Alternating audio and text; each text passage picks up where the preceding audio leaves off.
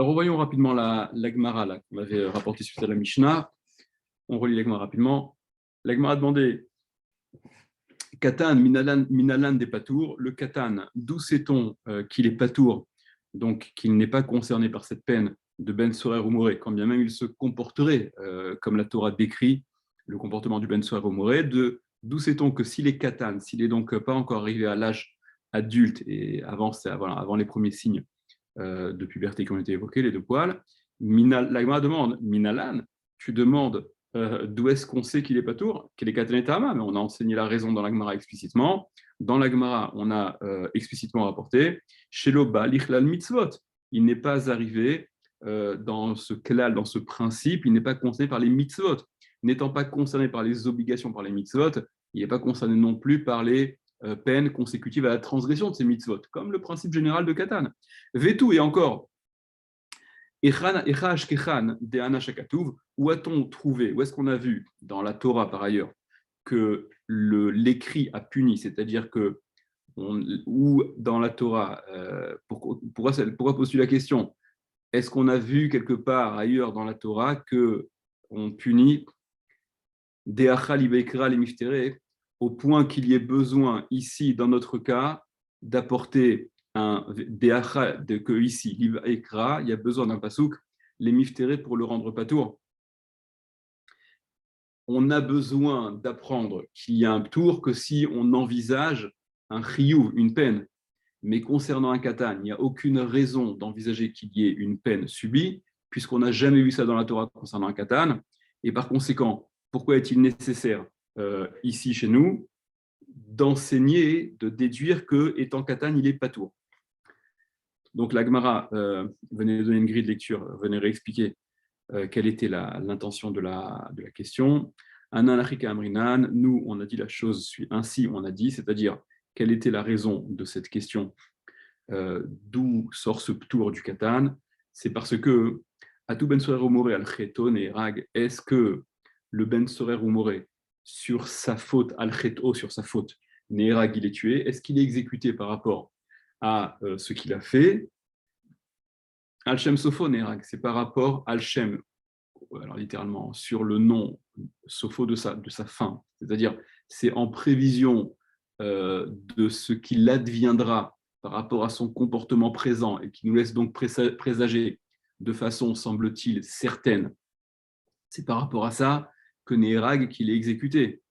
Vekevan de Al-Shem Sopho Nerag, et puisque Al-Shem Sopho Nerag, puisque c'est par rapport à ce futur qu'on veut absolument empêcher de se produire, qu'il est Nerag et qu'il est tué, à Filou Katanami, on aurait dit, même un Katan, il est exécuté dans ce cas-là, puisque toute la raison de ce din-là qui fait, comme on l'a dit hier, qui est en contradiction avec l'esprit habituel de la Torah, de ne pas sanctionner par rapport à quelque chose d'hypothétique, quelque chose qui n'est pas véritablement transgressé. Mais dans cette paracha-là, qui fait exception à ce principe, où ce que l'on veut faire, c'est justement prendre les devants et ne pas attendre que la situation dégénère avant d'éradiquer totalement. Donc, qu'est-ce que ça peut bien faire qu'il soit dans cet âge transitoire où il est déjà presque homme, il commence à l'être en tout cas, ou qu'il soit encore katan. Donc, puisque Al-Shem Sofonirag, Afilou Katanami, on aurait quand même un petit Ve'od, et encore, et à part ça, Ben Veloish, la fameuse dracha de la Mishnah, là, on a dit qui est l'Ish Ben, quand un homme aura un fils, donc il y avait cette juxtaposition Ish Ben, de laquelle, verset duquel on avait fait la dracha Ben Veloish, c'est un homme, un enfant, Ben, un fils, un enfant, notion d'enfant. Vélo-ish, on avait exclu la fille déjà, mais on avait également exclu vélo-ish et non pas un homme. Katan mashma, donc ça s'entend comme désignant un katan, justement quelqu'un qui est katan. C'est pour ça que la question véritablement se pose. Pourquoi tu exclus le katan, ce qui semble même aller, d'où sait-on qu'il faut exclure le katan, d'abord pour cette svara qu'on a expliqué, puisqu'il est tué non pas par rapport à son présent, mais par rapport à son futur qui n'est pas qu'hypothétique, mais qui semble certain d'après la Torah.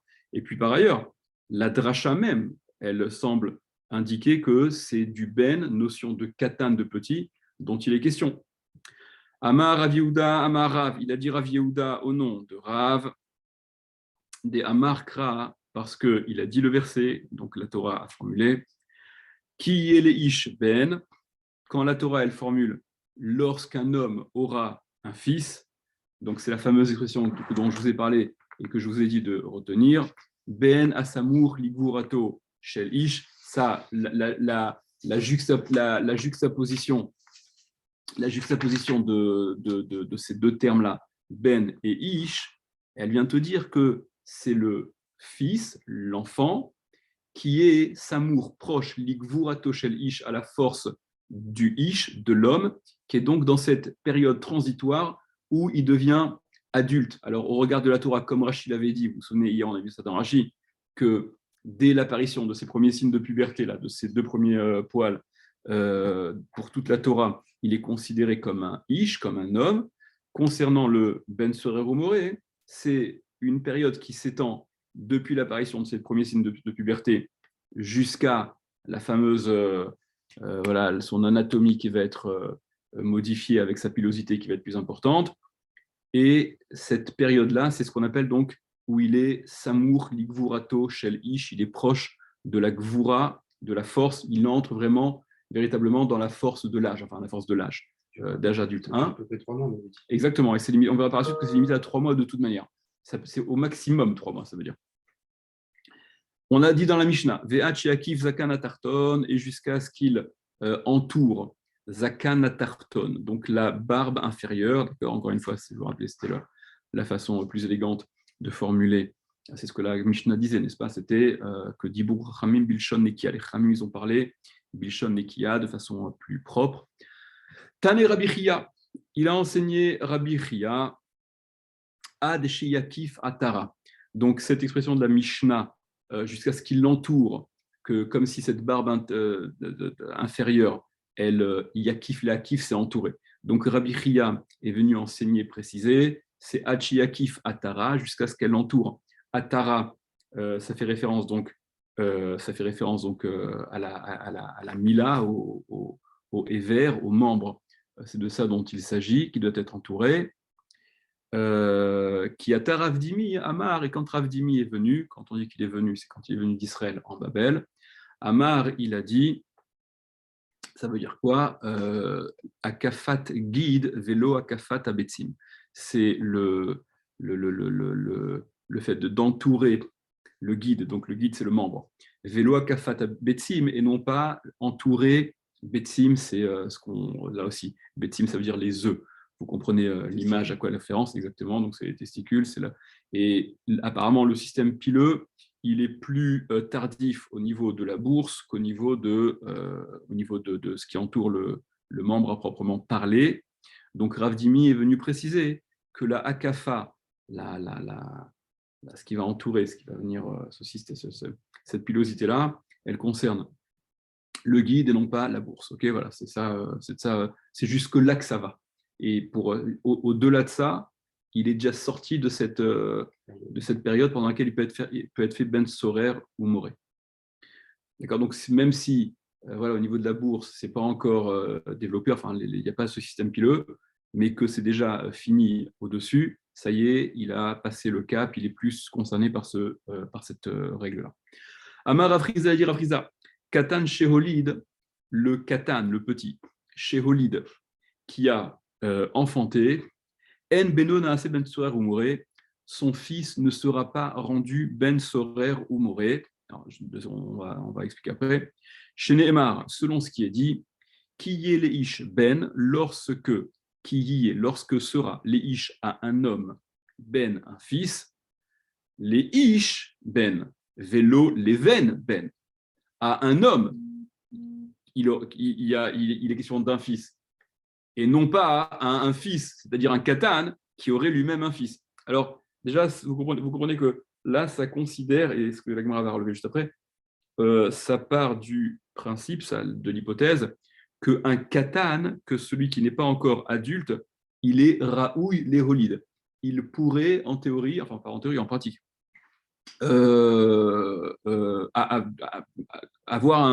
donner naissance. D'accord, il est un katan est potentiellement géniteur. Alors, est-ce qu'il y a Rachid là-dessus? Il n'y a pas de Rachid là.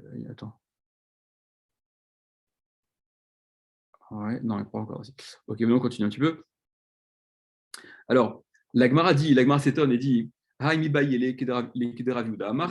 mais cette dracha-là, qui y est les ish ben, cette juxtaposition-là de qui y est les ish ben, vous vous souvenez qu'on s'en est déjà servi, Rav Yehuda au nom de Rav s'en est servi pour expliquer que le ben en question, le fils en question, c'est celui qui est dans cette étape transitoire juxtaposé au ish, à savoir à Samour Ligvurato Shel Ish. Il est dans cette espèce de transition proche de la force de l'âge adulte qui se détermine, qui se définit depuis l'apparition des premiers signes de puberté, les deux poils, jusqu'à ce qu'il y ait la totalité de ce qu'on a vu. Donc on s'est déjà servi de cette juxtaposition qui y est les ish ben pour déduire l'enseignement de Rav.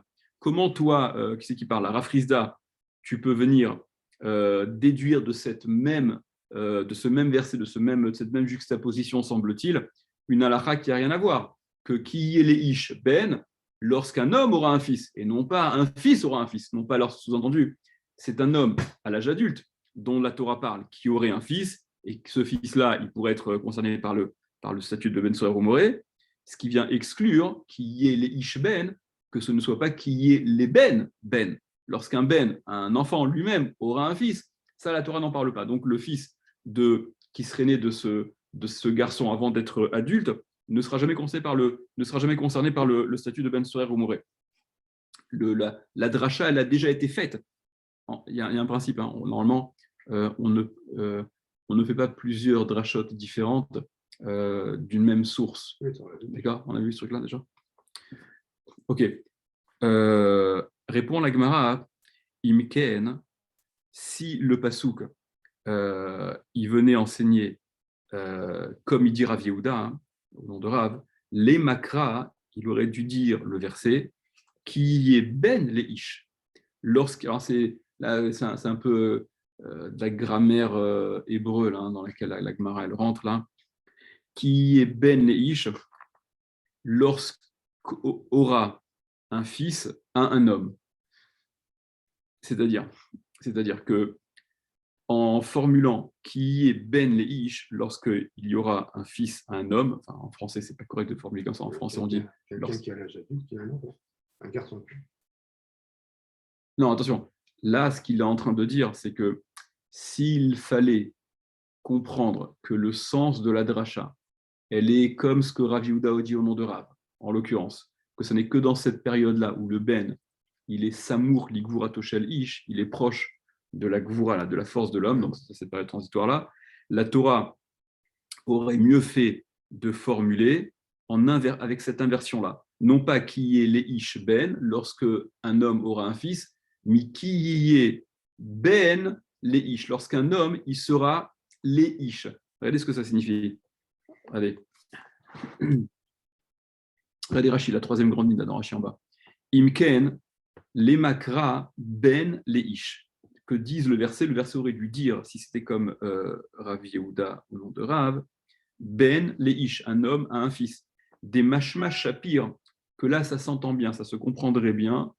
Des achikeama, que là, ce qui est dit, c'est la chose suivante, qui y est à ben lorsque le fils sera l'ichlal ish, dans cette espèce de dimension d'homme, qui est ben les ish, quand le fils sera un homme. Ça laisse mieux comprendre qu'on parle d'un fils qui est déjà, il est fils, donc il y a encore cette notion de katan, mais il est déjà léish. En tant qu'il est presque un homme, il est dans cette période-là. Maï qui est les ishben, c'est quoi? Qu'est-ce que le passouk dit en formulant, donc comme il formule, qui est les ishben? D'accord? Les ish. On va des reprendre la suite. Maï qui y est les ish ben, c'est quoi donc qui y est les ish ben, lorsqu'il aura les ish, un homme ben, un fils. Ashta mashma, maintenant ça s'entend, ça se comprend.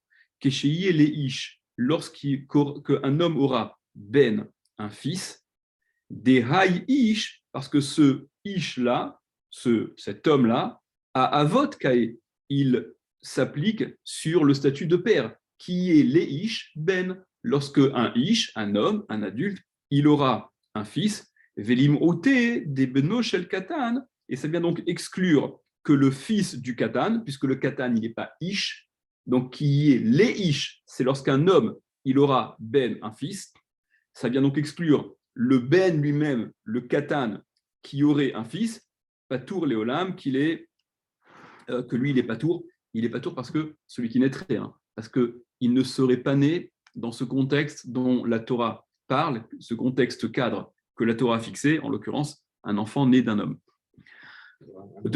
Comment C'est un enfant de moins de 13 ans qui ferait un enfant. Exactement. D'après Rafriza, et donc il est tout à fait possible. D'ailleurs, c'est une marque loquette dans la Gemara. D'ailleurs, c'est même étonnant que ce soit une marque loquette parce que est-ce qu'un enfant il peut enfanter, oui ou non? C'est une réalité, quoi. On a souvent dans les yeshivot, on dit qu'il n'y a pas de marque loquette dans la metsiout, qu'il n'y a pas de discussion dans la metsiout, dans la réalité, mais c'est pas vrai.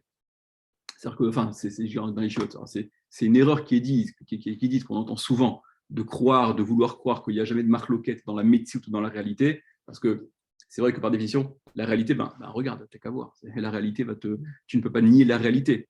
Mais en réalité, en fait, il y a plusieurs fois où il y a oui des marques loquettes sur la réalité. Voilà, ça c'est un cas de marque loquette sur la réalité. Est-ce qu'un katan il peut être molide, oui ou non? C'est une réalité. C'est-à-dire qu'il suffit qu'un katan il soit molide pour te montrer que le katan il peut oui être molide. Il suffit qu'un katan, qu'un mineur, il ait pu être père, et ça te montre bien qu'un katan il peut être père.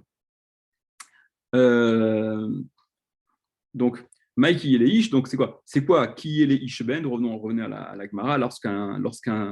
De cette formulation-là, Rafrizda veut prouver comme il dit et non pas comme l'enseignement de Rav Yehuda au nom de Rav, qui est les ish ben, lorsque un homme sera un fils, enfin, lorsqu'un homme aura donc un fils, Shmamina, l'Echede Rafrizda, ça s'entend comme il a expliqué Rafrizda que il faut que ce soit un homme qui a un fils et non pas un fils qui a un fils, donc non pas un enfant, cette notion d'enfant. Demande Agmara. Ve'ema kulelachi udeata.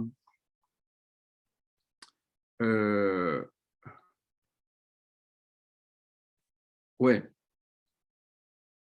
Alors, regardez. En fait, la Gemara veut dire Ve'ema, et je dirais que elle n'est venue que pour ça. C'est-à-dire, regardez, prenez la suite de Rashi. La Gemara objecte et demande, finalement, ça ne laisse plus que la place donc à la dracha de Rafrizda, et ça éradique complètement celle de Rav Yehuda, de Rav. Si le pasouk, il s'entend comme Rafrizda vient de l'expliquer. Donc, le pasouk ne vient plus dire que cela, que c'est précisément un homme qui doit avoir un enfant pour que cet enfant-là soit concerné par le statut de Ben Soar ou Moré, et la période de temps pendant laquelle il peut être Ben Soar ou Moré, Ben Asamour, Ligvura Toshel Ish, d'accord, cette période-là, elle n'a plus de source, puisque cette façon de comprendre le pasouk, elle serait écartée. La façon de comprendre le pasouk, la grille de lecture, ça ne serait que celle de Rafrizda. Donc ce que l'Agma a dit, Ve'ema coulé, et dit que tout le pasouk, c'est-à-dire que toute la dracha, tout ce qu'il y a à en tirer, c'est comme Rafrizda, d'accord, Ve'ema coulé les achi ou deata, que tout, les achi pour cela, ainsi, ou deata, c'est venu, pour apprendre ça. Regardez, prenez dans Rashi, la 6e grande ligne, Ve'ema coulé, et je dirais que tout, Haïkra, ce pasouk-là, ce verset-là, les Kedera Frizdaou, c'est comme Rafrizda, Deati qu'il est venu, donc pour apprendre ce que Rafrizda enseigne, Limouté Beno Shel Katan, donc pour exclure le fils du Katan, Aval Katan Atzmo, mais le Katan lui-même, le Katan, Michayev, il serait Chayav, il serait concerné par la peine de Ben Soer ou Moré. Deha, puisque Ben Ktiv, c'est marqué Ben, c'est ce qu'on avait dit avant, vous voulez pas, qui est les Ish Ben. Maintenant, on revient aux objections de départ de la Gemara, parce que si on n'a plus cette interprétation de Rav Yehuda, au nom de Rav, Ish Asamour Ligvurato Shel Ben Asamour Ligvurato Shel Ish, que lui il expliquait la juxtaposition comme venant dire c'est justement le fils qui est dans cette espèce d'état intermédiaire-là. Donc, retour à la case départ, on l'entend au sens premier, Ben, un fils. C'est d'un fils dont on parle la Torah qui est rendu Ben Sorer ou Moré. Si la dracha, elle est exclusivement comme Rav Rizda, vous comprenez ce que je raconte ou pas? Vous comprenez ce que je raconte? D'accord, dans Rashi. Aval katan atzmo, mais le katan lui-même, michayav, il serait chayav. Deha, puisque Ben Ktiv, c'est marqué Ben, c'est marqué fils, sous-entend notion de katan. Vesamuch ligvurato shalish, et donc cette notion-là, qui venait repousser, non, c'est pas le katan, ça n'est que lorsqu'il est déjà proche de la gvura, de la force de l'âge adulte, et donc lorsqu'il a commencé à avoir ses premiers signes de puberté, minalan, d'où le sait-on? On n'a plus de source, puisque la dracha que l'on fait de ce pasouk-là, de cet extrait de pasouk, elle est exclusivement comme Rafrizda l'interprète. Ça ne laisse donc plus la place à la grille de lecture, à l'interprétation qui avait été faite précédemment par Rav Yehuda au nom de Rav, qui disait que voilà, ça permet de savoir que c'est pendant cet intervalle de temps où il est potentiellement Ben Sorer ou Moré. Ça disparaît. Et donc, on revient à la lecture première, qui est les Ish Ben Sorer, quand un homme aura un fils, un katan, sous-entendu katan, quel que soit son âge, dès lors qu'il se conduit comme un Ben Sorer ou Moré. Ok? La question, elle est compréhensible, ça se comprend, c'est très logique. La Gemara dit, Imken, si c'était comme ça, qu'il fallait apprendre exclusivement comme Rav Rizda. D'accord? Que le mot Ish, comme il a dit Rashi, qui est les Ish Ben, c'était les Ish, c'était que le père, celui qui a enfanté, mais que c'était plus lié du tout à cette notion de Ben, qui était lui-même un peu Ish, qui était un peu homme. Dit la Gemara, Imken, si c'était comme ça, Ne Makra, il aurait dû dire le verset Ben Ish, c'est-à-dire, il aurait fallu formuler qui y est lorsque sera Ben Ish, le fils d'un homme, Sorer ou Moré. La Gemara, elle joue un peu, je dis, c'est des trucs un peu grammatiques, ça semble être un peu grammatical, mais c'est un peu dérangeant par ailleurs parce que ça s'entend moins bien de façon naturelle, mais c'est vrai que ça peut s'entendre. Qui est Ben Ish lorsque sera Ben Ish, le fils d'un homme? C'est vrai que Ben Ish, ça signifie le fils d'un homme. Donc on aurait pu faire l'économie du Lamed, qui est Leish Ben.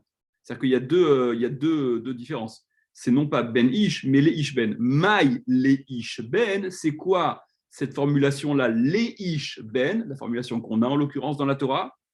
Shmamina Tarté, tu entends de là Tarté les deux choses. Tu apprends les deux choses. Tu apprends et l'enseignement de Rav Yehuda de Rav, d'accord, que cette juxtaposition-là, les Ish Ben, ça vient te dire que le Ben en question, il est un peu Ish déjà, et ça t'apprend également, comme Rav Rizda, que ça n'est qu'un homme qui a un enfant pour lequel, donc c'est pour cet enfant-là, né d'un homme adulte, que s'applique la règle du Ben Sorer Moré. Donc les deux interprétations sont finalement à retenir. La Gemara, elle poursuit ce que je vous disais tout à l'heure, que cette grille de lecture de Rav Rizda, qui vient donc exclure que le katan qui aurait un enfant, ça ne puisse pas déboucher par la suite donc au din de Ben Sorer Moré, parce qu'il faut être adulte pour avoir un enfant. La Gemara dit ou pliga des rabats, et c'est en marloquette pliga, donc c'est en marloquette, c'est en discussion, en désaccord avec Rabat, avec ce que Rabat a dit, des Amar Rabat, qu'il a dit Rabat, parce que Rabat a dit Katan eno molide, un katan, qui n'est pas encore adulte, eno molide ne peut pas enfanter, ne peut pas, voilà, il peut pas être, il peut pas être géniteur, il peut pas être géniteur avant l'âge adulte. Chez Neymar, selon ce qui est dit, donc Rabat, il va rapporter une preuve à ces paroles de la Torah. C'est marrant, ça, cette démarche, elle est marrante. Tu vas déduire une réalité par rapport à une formulation de la Torah. Bon, on voit ça par ailleurs, hein, c'est pas la première fois. Vous connaissez la fameuse histoire ce que la Mardan Khoulin a dit là par rapport à il ne peut pas exister d'autres animaux qui auraient les caractères de ruminants sans avoir les sabots fendus ou le contraire ou de trucs, etc. De ce que la Torah met d'accord, le chazir qui m'affrise par ça ou Maligera, mais il a les sabots fendus, mais il n'est pas maléguera, il n'est pas ruminant. Et vet agamal, qui est wima aléguera, etc. Il va être après des trucs, vet arnevet, vet achafan, etc. Il y a une liste, c'est ça de laquelle on apprend, et c'est ce qui fait dire à la Gemara, tu vois de là que la Torah elle est donnée à Mina Shamaim, parce que Vechi, Moshe Rabbeinu, est-ce que Moshe Rabbeinu c'était un Indiana Jones pour avoir traversé les territoires du monde entier et sonder les océans et savoir que il n'y aurait forcément pas d'autres animaux qu'on pourrait trouver. C'est vrai que c'est un tour de force, c'est une grosse prise de risque que d'annoncer que voilà, ce sont les seules espèces qui. Bon, quoi qu'il en soit. Donc, Oupliga des Rabat, donc c'est en désaccord avec Rabat. D'après Rabat, le katan ne peut pas être molide. D'après Rabat, un petit, un mineur, il ne peut pas être,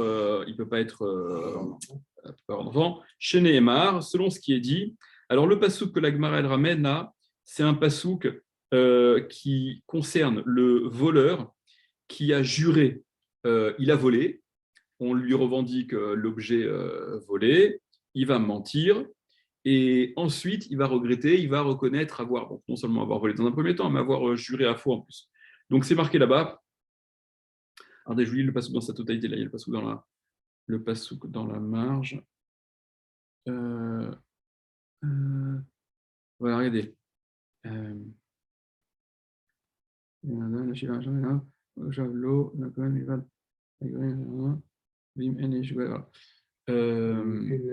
Ouais, c'est ça, Ve'im en laïch, ouais. Regardez. Ve'im en la ve'im en, j'arrive pas à dire c'est laïch ou laïch. Laïch. Ve'im en laïch goel. Et si l'homme n'a pas goel, les hashiv ha'acham elav. Si l'homme n'a pas de, alors le goel c'est un libérateur, mais ça c'est dans le sens il n'a plus personne à qui rendre l'objet qu'il a volé. Ça en fait l'agma, on verra ça juste après quoi. Ça n'est que le guerre, que le converti qui n'a pas, enfin, qui est, au niveau de la halakha, est considéré comme n'ayant pas, pouvant ne pas avoir de proches, pour peu qu'il n'ait pas eu d'enfant, parce que guerre chimite gaïère, qui est katan chez Nolad, un guerre qui s'est converti, c'est comme un nouveau-né qui vient de naître, et donc toute sa généalogie et tous ses liens de parenté voilà, sont considérés comme nuls et non avenus. Encore une gentillesse de la Torah. Alors que pour un juif, ça n'existe pas en théorie, enfin pas en théorie, il n'a pas d'héritier, parce que tu trouveras toujours, tu remonteras de toute manière jusqu'où tu dois remonter, et donc voilà, si c'est pas lui, ce sera celui d'après. Après voilà, amuse-toi pour retrouver quand tu vois un type dont on ne connaît pas trop les. Mais en théorie, le juif, il a toujours un héritier, et le guerre qui n'a pas eu d'enfant, hein, il n'a pas d'héritier. Donc la Torah, elle formule le pasuk là. Ve'imen la'ish. S'il a eu un enfant avant d'être guerre, c'est pas il y a une marloquette dans la Gemara. Je crois que c'est Beth Shammai et Beth Hillel. Est-ce que le guerre, je sais pas si je me rappelle plus. Si le guerre il a eu des enfants avant d'être converti, est-ce qu'il est considéré comme ayant accompli la mitzvah d'avoir des enfants? Après, ouais, par rapport en termes d'héritage, de lien. D'accord. Apparemment non. Ouais, apparemment non. Alors, pas plus ses enfants que ses frères et sœurs, enfin frères et sœurs ou parents, trucs, etc. Tu vois. Donc c'est bon. Donc l'extrait du pasuk que la Gemara ramène là. Donc chez Neymar, comme il dit, ve'imen la'ish, et donc s'il n'a pas l'homme celui qui a été volé. Goël, donc Goël, c'est pas dans le sens libérateur comme on le dit dans le Goël Adam, là, d'accord, le vengeur de sang. Là, le Goël, ça serait l'héritier potentiel, ça. Donc, s'il n'a pas, celui qui a été volé de Goël, un héritier potentiel qui pourrait récupérer ce qui a été volé. Alors voilà, pour pouvoir rendre ce qui a été volé, d'accord, donc dans le passage là, c'est marqué Goël, si l'homme n'a pas un héritier, on va dire ça en termes d'héritier. Les Hashiva Hacham pour rendre l'objet du délit. Et Lav, Hacham Amushav, Lachem, la Kohen, okay, donc il y a toute la procédure, c'est-à-dire qu'il faudra payer l'équivalent de ce qui a été volé plus l'amende de 1/5. C'est le Kohen qui en bénéficiera au final, d'accord? Ok. En tout cas, ce qui intéresse la Gemara ici, c'est Vechi yeshlecha adam Israël shen lo goel. Est-ce que ça existe un homme dans tout Israël qui n'est pas d'héritier, ça n'existe pas. Tu remontes jusqu'où tu remontes et tu trouveras de toute manière. Et là, seulement, on est obligé de dire que le pasouk parle, comme je viens de vous le dire, des gezel à guerre, du gezel, du vol, qui a été fait à un guerre, à un converti, Hakatouv Medaber, c'est de celui-là que le pasouk parle. Donc un goy, encore une fois, un goy qui s'est converti, il est comme un nouveau-né, donc tous ces liens de parenté disparaissent de facto. Et donc, s'il est mort sans avoir d'enfant suite à sa guéroute, d'accord, il n'y a personne qui est mieux placé qu'un autre pour en hériter. D'accord, ça c'est le principe. On passe au Hamoud, on passe au Daf Samertet. Ve'amar Rachmana, et donc il a dit à Kadosh Baruch Hu, donc elle a dit la Torah, Ish, un homme, d'accord, si Ve'im en la Ish Goel, s'il n'a pas le Ish, l'homme d'héritier, la Torah elle n'a pas dit s'il n'a pas d'héritier tout court.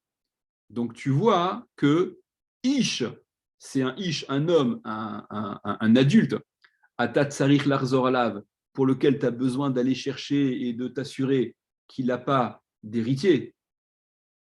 Im Yesh Lo Goalin, s'il a des héritiers ou pas. Im Lav, et sinon, si ce n'était pas un Ish, si ce n'était pas un homme, Katan, donc c'est un Katan, Iatat Sarich Larzor Alav. Tu n'as même pas besoin d'aller rechercher parce que, puisqu'il est Katan, Beyadoua chez Enlo Goalin. C'est su, c'est connu, c'est évident qu'il n'a pas d'héritier, puisque c'est impossible qu'il ait un héritier. D'après Rabat, c'est ce que la Torah elle vient formuler en disant Ve'im en la ish goel, et si le ish n'a pas d'héritier, attention, tu dois mener ton enquête dans la mesure où c'est un ish, c'est un homme. Mais si c'est un katan, ne cherche pas, parce que c'est sûr et certain qu'il n'a pas d'héritier, ne pouvant pas avoir d'héritier. Donc ça, c'est ce que ça c'est l'enseignement que tu peux pas avoir d'enfance.